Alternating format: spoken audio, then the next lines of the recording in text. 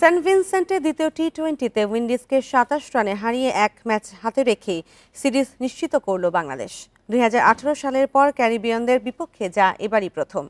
Slow উইকেটে শামীমের দুর্দান্ত ব্যাটিংয়ের পর টাইগার বোলারদের দাপটে ১৩০ রানের টার্গেটে রানে গুটিয়ে যায় উইন্ডিজ।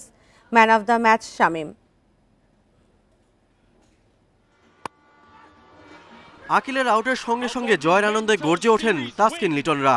এক ম্যাচ হাতে রেখেই সিরিজ জয়, সেটাও দেশের বাইরে ২০২২ সালের পর এবারই প্রথম। উল্লাসটাও তাই ভিন্ন আমেজের। সেন্ট ভিনসেন্টে অবশ্য ম্যাচের শুরুতেই ধাক্কা খায় বাংলাদেশ।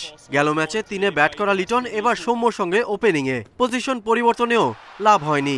১০ বলে ৩ করে আউট টাইগার অধিনায়ক। ব্যর্থতার বৃত্ত ভাঙতে পারেননি তানজিদও। প্রথম টি-20তে ৬ রানে ফেরা এই বাঁহাতি এবার ২ রানে রস্টনের বলে কাটা। আফিফের পরিবর্তে একাদশে জায়গা পাওয়া মিরাজ আর ওপেনার সৌম্যর ব্যাটে ঘুরে দাঁড়ানোর চেষ্টা। ১১ করে সৌম্য রান আউটের শিকার হলে ভাঙে ২৮ রানের জুটি। ইনিংস বড় করার সুযোগ হাতছাড়া করেন মিরাজও। ২১ রানে জীবন পাওয়া টাইগার অলরাউন্ডার থামেন ২৬ করে। ১০ ওভার শেষে ৪ উইকেট হারিয়ে বাংলাদেশের সংগ্রহ তখন ৪৫। রিশাদের বিদায়ের পর দ্বিতীয়বার বৃষ্টির হানা।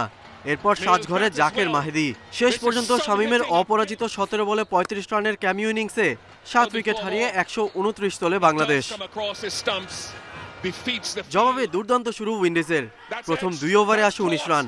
এরপরই তাসকিন ম্যাজিক। নিজের প্রথম ওভারে টাইগার স্পিডস্টারের শিকার ২ উইকেট। কিংয়ের পর ০ করে সাজঘরে ফ্লেচার। এরপর তাসের ঘরের মতো ভেঙে পড়ে স্বাগতিকদের ইনিংস। চার্লস ও পুরানকে ফেরান মাহেদি। আর পাওয়েল শেফার্ডের বিদায়ে ম্যাচ থেকে ছিটকে যায় ক্যারিবীয়রা। চেজ ও আকিল কিছুটা প্রতিরোধ গড়ার চেষ্টা করলেও লাভ হয়নি। ৯ বল বাকি থাকতে ১০২ রানে গুটিয়ে যায় উইন্ডিজের ইনিংস। Galib Hasan, Independent news.